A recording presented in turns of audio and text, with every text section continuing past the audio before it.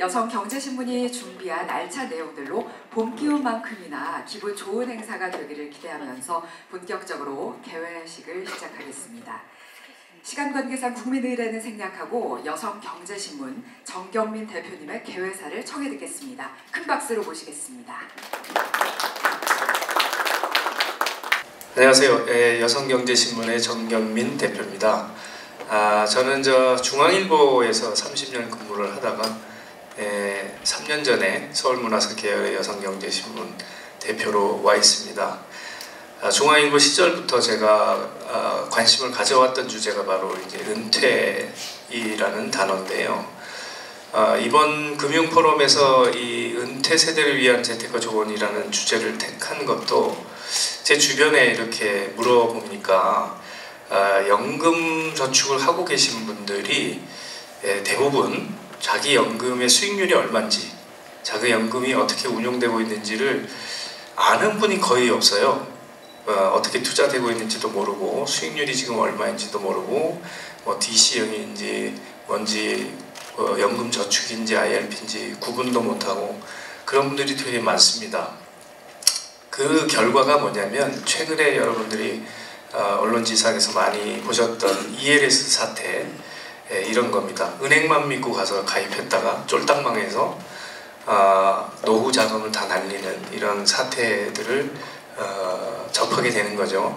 그래서 이 심각한 문제라고 생각을 해서 이번에는 저희가 은퇴 세대를 위한 재테크 조언이라고 하는 주제를 택했습니다.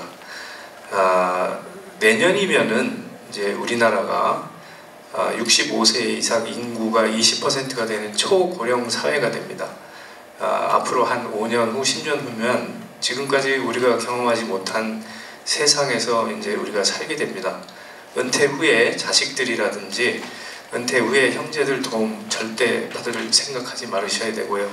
지금부터 준비해서 본인의 노후는 본인이 책임지고 준비하지 않으면 정말 노후가 불행해지는 그런 시대에 살게 될 겁니다. 그래서 오늘 이 자리가 그런 준비를 시작하는, 또 여기 금융기관에 종사하고 계신 분들 많이 오셨는데요. 감사드리고, 금융기관에 종사하고 계시다고 해서 이런 지식들이 많은 것 같지는 않습니다. 제가 경험해본 바에 의하면 본인들의 일이 또 다르기 때문에, 그래서 오늘 조금이라도 이런 인사이트를 받아서 앞으로 10년 후, 20년 후에 그날 어떤 인사이트가 여러분들의 노후에 조금이라도 도움이 되면은 오늘 이 자리가 값지고 빛날 거라고 생각합니다.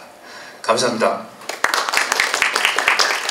네, 오늘 행사를 더욱 기대하게 만드는 정경민 대표님의 개회사 감사히 잘 들었습니다. 자, 이어서 오늘 행사를 축하하기 위해 축하의 마음을 전해주신 분이 계시는데요. 윤창현 국민의힘 의원의 축사 영상으로 만나보시겠습니다. 안녕하십니까. 국민의힘 국회의원 윤창현입니다. 우선 제8회 여성경제신문 금융포럼 개최를 진심으로 축하드립니다. 제가 그 주제를 봤더니 주제가 은퇴 세대를 위한 재테크 조언이라고 돼 있네요. 정말 좋은 주제 같습니다. 이런 주제로 이렇게 세미나를 개최하는 것 정말 좋은 주제에 시의적절한 것 같습니다. 이 은퇴 이후의 소득에 대한 관심이 점점 높아지고 있습니다. 은퇴 이후에 연금이 있느냐 없느냐의 문제, 이런 말들을 젊었을 때는 잘 모르죠. 연금이라는 말의 의미. 그러나 나이가 들수록, 그리고 실제로 퇴직을 하고 나면 그 연금, 즉 사망 시까지 계속해서 매달 또박또박 일정한 액수가 지급이 되는 이런 금융상품의 힘과 금융상품이 가진 장점을 정말 크게 깨닫게 되는 것이 나이 먹어서가 아니냐, 이런 얘기인데, 그럴수록 젊어서부터 이런 펜션이라고 부르는 연금에 대한 관심을 가지는 것은 매우 중요하다고 생각합니다. 물론 연금도 한 가지가 아니고 공적 연금도 있고, 또 사적인 연금, 또 기업 연금, 이런 것들이 3층 구조로 돼 있고, 또 기타 여러 가지 상품도 있기 때문에 이런 부분에 대해서 아주 다양한 논의가 이번 세미나에서 펼쳐질 것 같다는 생각이 듭니다. 그런 훌륭한 그런 강의, 또 훌륭한 발표가 이어지기를 기대하고요. 또 내용을 봤더니 강창희 전 미래에셋그룹 부회장님께서 오시네요. 아주 훌륭한 또 그런 세미나, 또 발표를 해주실 것 같습니다. 또 하나는 저 같은 경우는 근로자 퇴직급여 보장법을 또 개정안을 마련해서 이런 연금 문제와 여러 가지 문제가 좀 더 부각이 되고 더 개선될 수 있도록 많은 노력을 하고 있습니다. 오늘 세미나가 이런 내용을 주제로 해서 은퇴 이후에 금융상품의 중요성을 다시 한번 일깨우고 그런 것들에 대해서 충분한 논의가 이루어지는 그런 좋은 계기가 되기를 진심으로 기원합니다.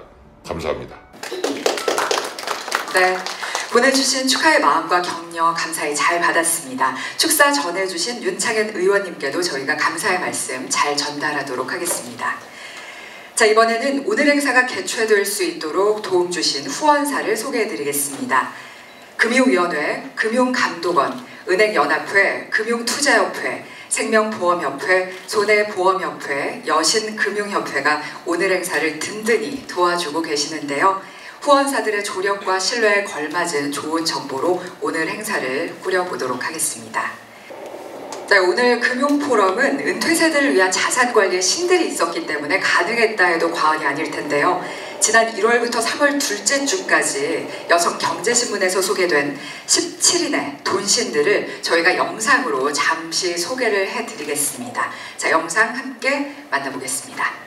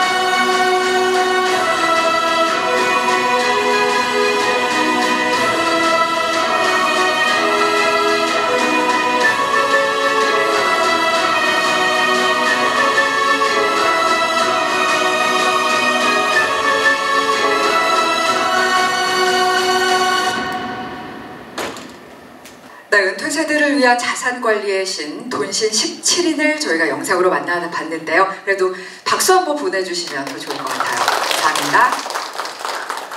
자, 그럼 바로 1부 강연을 시작하겠습니다.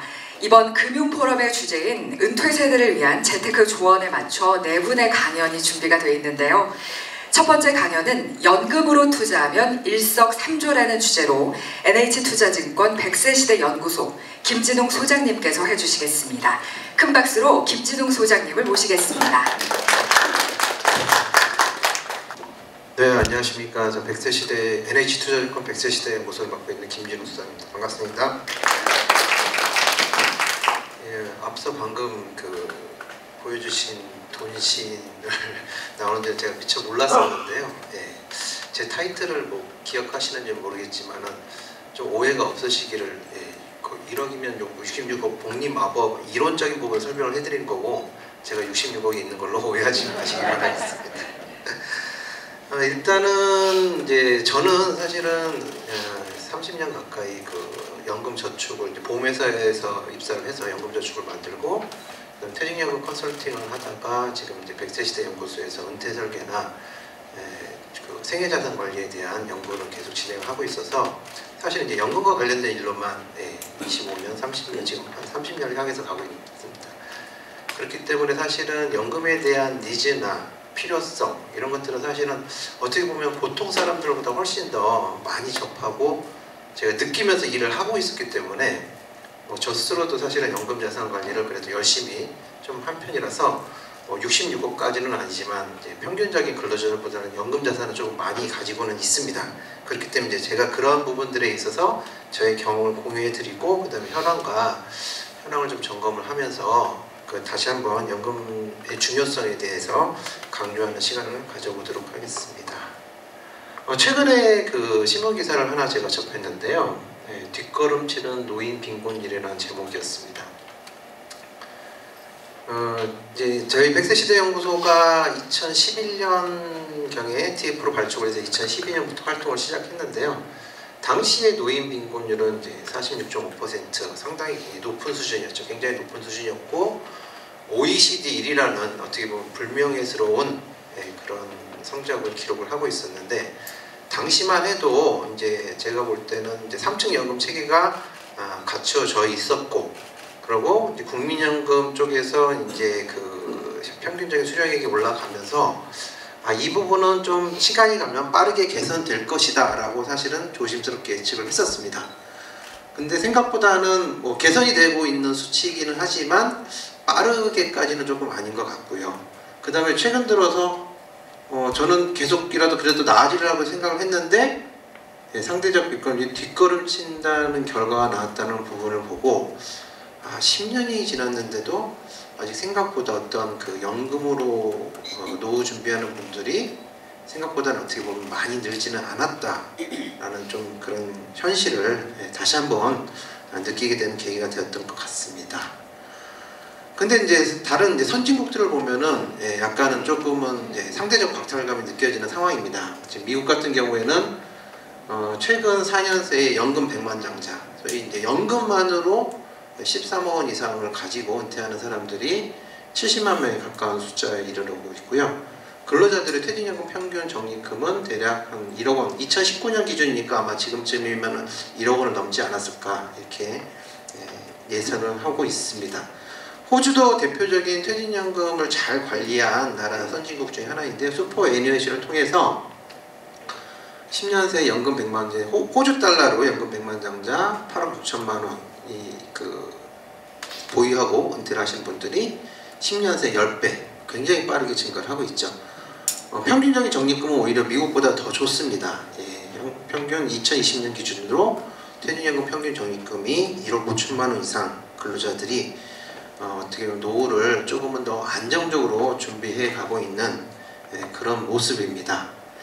두 나라 모두 어떻게 보면 이제 401k나 슈퍼애니웨이션 퇴직연금 제도가 좀 탄탄하게 잘 준비되고 있다. 어떻게 보면은 근로자도 열심히 저축을 하고 있고 국가나 이제 제도적으로도 좀 지원이 잘 받침되고 있는 그런 모습을 가고 있어서 우리나라도 어떻게 보면 이제 퇴직연금 중심으로 이런 쪽으로 지향을 해야 되지 않을까, 조금 더 한 번 더 반성하는 그런 모습인 것 같습니다. 자, 그렇다면은 우리나라의 현재 상황 어떨까요? 제가 아까 말씀드린 것처럼 이미 2005년을 기준으로 3층 연금 체계가 완전히 구축이 되었고요. 사실은 그 도입된 기간을 보면은 도입된 기간에 비해서는 조금은 초라한 모습이 아닐까 이렇게 좀 생각을 해봅니다.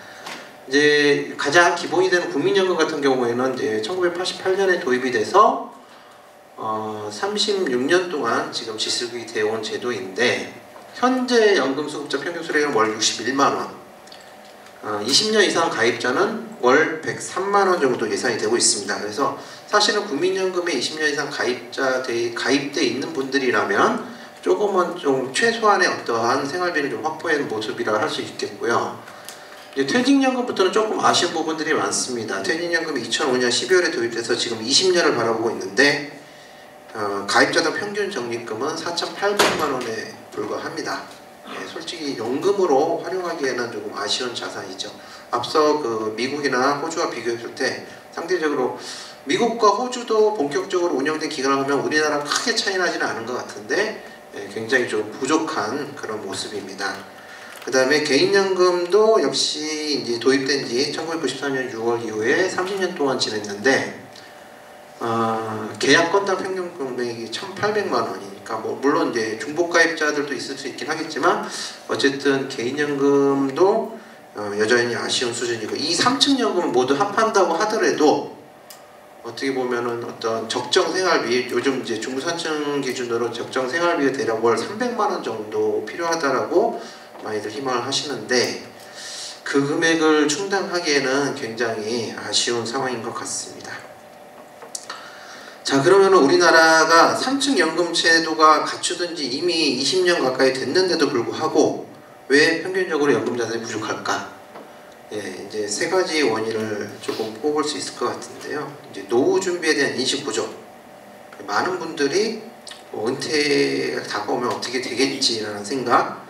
그다음에 뭐 충분히 돈을 많이 모으면 되는 거 아닌가라고 생각을 하고는 계신 것 같지만 과연 그렇게 충분히 돈을 많이 모으시는 분들이 절대 다수인 것 같지는 않다. 그 다음에 이제 중요한 거는 은퇴 자산을 그 다른 목적 자산과 구분해서 운용 관리하지를 않는다.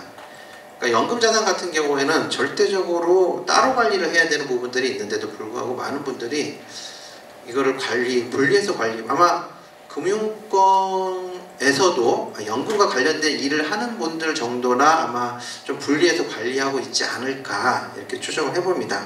뭐 대표적인 게 퇴직연금 같은 경우에 최근에 뭐 중도 인출을 이제 많이 하고 계시잖아요. 주택을 구입하거나 이런 용도로 타용도로 지금 사용하시는 부분들이 많다는 거.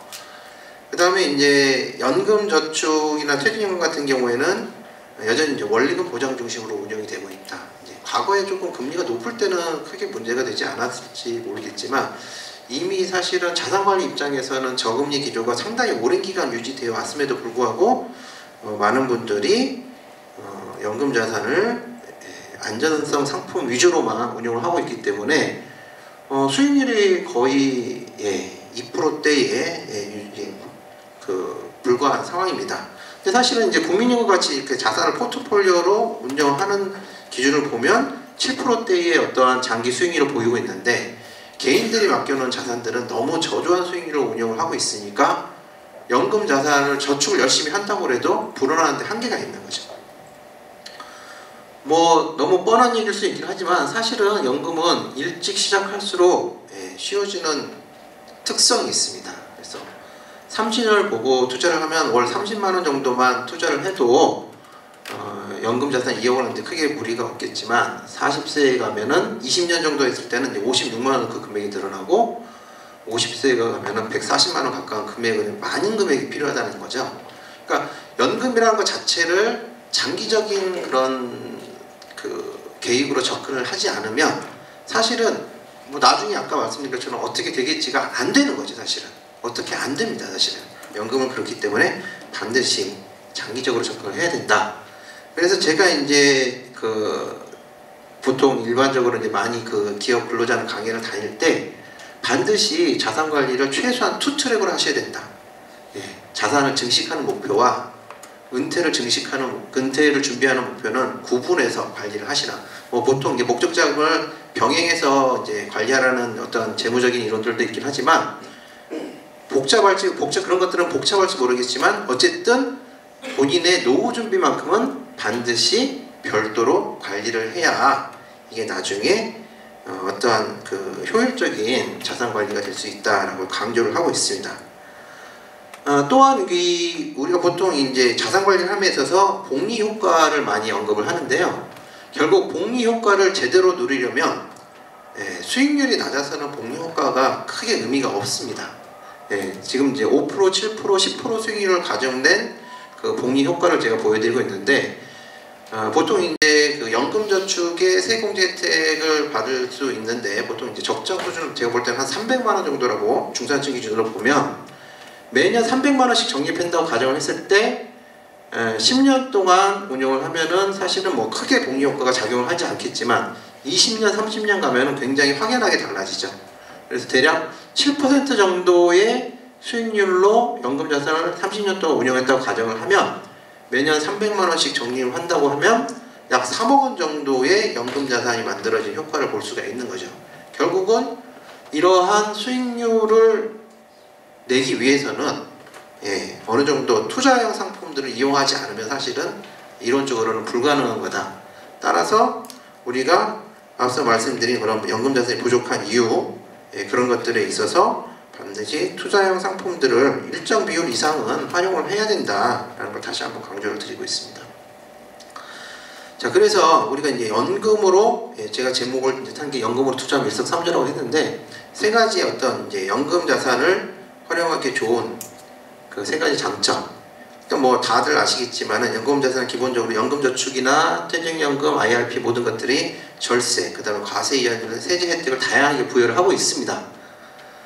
그리고 일단 그 제가 말씀드린 것처럼 별도로 장기적으로 관리를 하면 사실은 투자는 장기적으로 했을 때의 어떤 투자의 복리 효과를 제대로 볼 수가 있는 거거든요. 근데 우리가 자산을 관리하면서도 과연 장기적인 마인드로 접근하는 대상들이 과연 얼마나 있을까라고 했을 때 쉽지 않은 부분들이거든요. 하지만 평균적인 근로자라 할지라도 연금 자산만큼은 충분히 장기적으로 접근할 수 있다라고 보는 거죠. 그래서 장기 투자를 통해서 은퇴 자산을 적극적으로 증대를 할 수 있게 만들어주는 제도이고, 그 다음에 뭐 나중에 이제 현금 흐름이 발생할 때 은퇴 이후에 규칙적인 연금은 결국은 나의 그 은퇴 생활을 계획적인 소비가 이루어질 수 있도록 안정적으로 만들어주는 장점이 있는 거죠. 하나하나 조금 세부적으로 살펴보면 뭐 연금저축 세액공제 같은 경우에는 지금 이제 과거에 비해서 이제 예전에는 한 300만 원까지만 공제되던 시대도 있었습니다. 근데 지금은 연금저축만으로 600만 원, IRP까지 포함하면 최대 900만 원까지 세액공제 혜택을 받을 수 있기 때문에 사실은 이러한 세액공제 혜택을 누리지 않는 것은 사실은 본인이 상대적으로 다른 이용하는 분에 대해서 손해를 보고 계신 거랑 마찬가지입니다. 일단은 그 16.5% 구간에 해당하신 분들은 최대 148만 5천 원을 세액공제를 받을 수도 있고, 이제 소득이 조금 더 많으신 분들은 118만 8천 원을 받으실 수가 있는 건데, 사실은 148만 5천 원이란 금액은 5천만 원짜리 정기금 1년 이자에 상당하는 금액입니다. 이런 부분들을 연금저축만을 해서 확보할 수 있음에도 불구하고 아직은 그런 부분 비율들이 그렇게 높지 않은 건 아닌가. 그 다음에 연금저축 계좌 안에서 이제 자산을 운용하면 손익이 상기돼서 전체적인 과표를 줄여주는 효과도 있고, 그 다음에 세금을 바로바로 떼지 않고 연금 수령 시점까지 이연을 시켜드리기 때문에 과세가 이연되고 결국은 내가 운용할 자금을 조금 더 오래 가져갈 수 있기 때문에 복리 효과가 증가되는 효과가 있고요. 근데 연금으로 받으실 때도 저율로 과세되죠. 3.3%, 5.5% 저율로 과세되기 때문에 일반적으로 계좌에서 운용하면 보통 이자 배당 소득세가 15.3%에도 불구하고 3분의 1 수준으로 저율 과세되는 부분. 그 다음에 이제 정기적으로 이제 이런 이자가 발생하는 보통 배당 투자, 해외 투자 같은 경우에는 이익을 실현하면 바로바로 세금을 내셔야 되는데, 이런 부분들은 다 과세 이익을 시키면서 상당 부분 나의 연금 자산을 늘리는데 굉장히 도움이 많이 되는, 좀 종합적으로 보면은 굉장히 많은 혜택을 주고 있음에도 불구하고 과연 근로자들이 과연 적극적으로 잘 이용을 하고 있는가 하는 건 조금은 이제 의구심이 드는 부분들은 있습니다.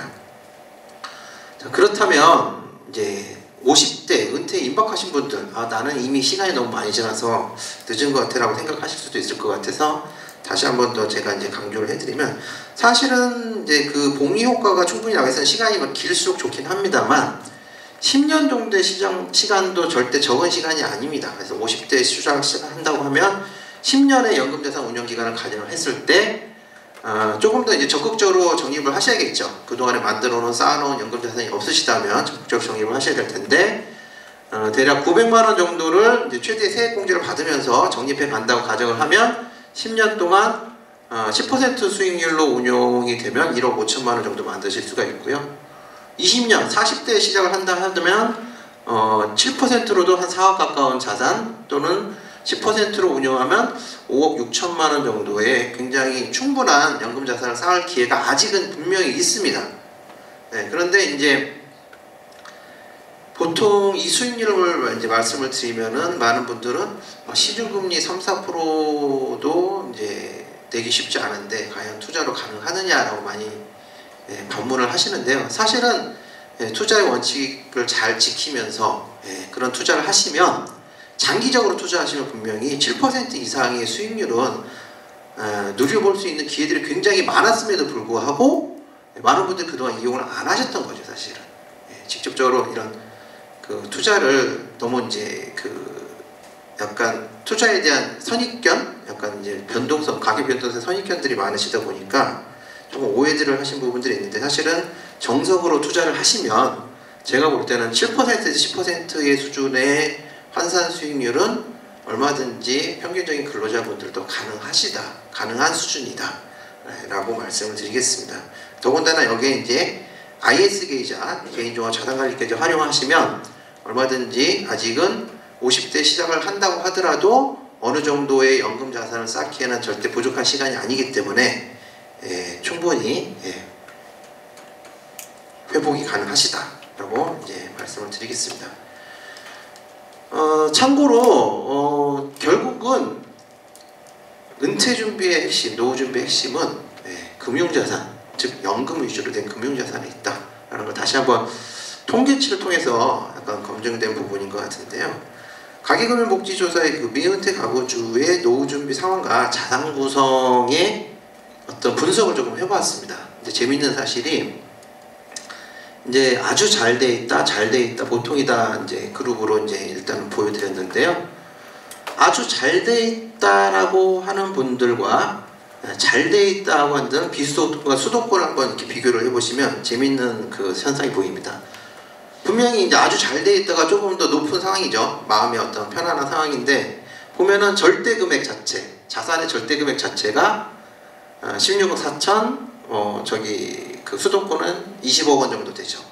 그러니까 오히려 자산이 더 많은데도 심리적으로는 불안하신 거예요. 결정적인 차이점이 뭐냐면 금융자산의 비중이죠.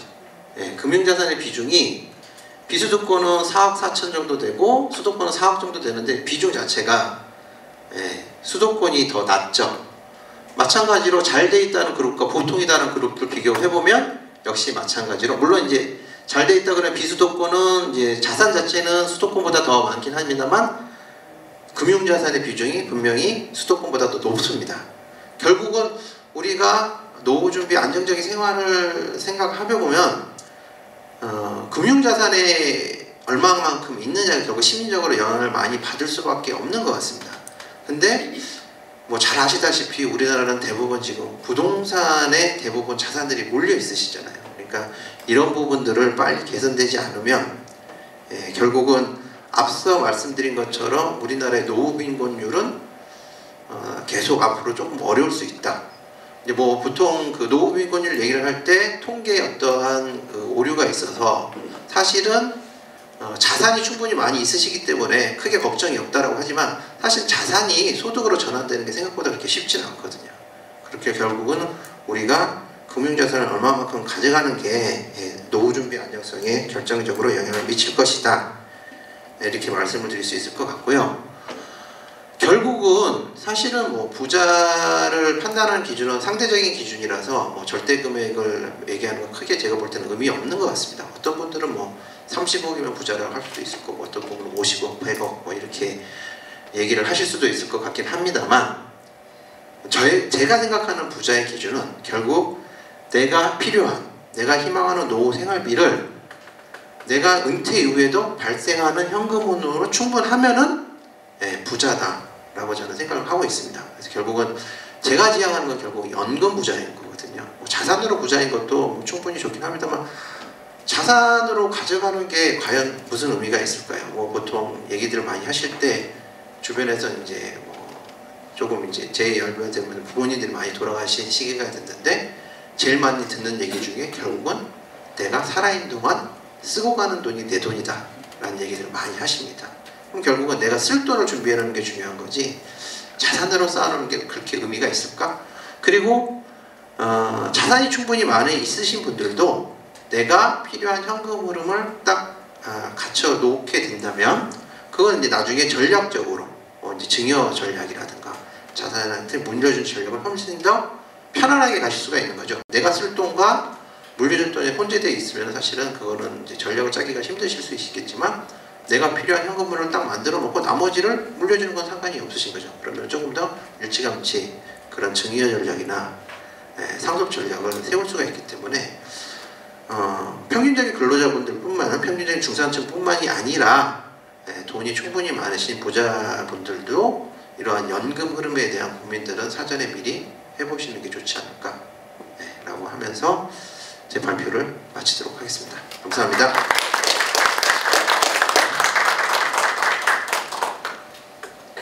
네, 100세 시대 은퇴 세대와 또 연금은 때려야 뗄 수가 없는 주제인데 많은 분들의 궁금증과 불안감을 해소해 주셔서 정말 감사합니다. 다시 한 번 더 김진홍 소장님께 박수 부탁드리겠습니다.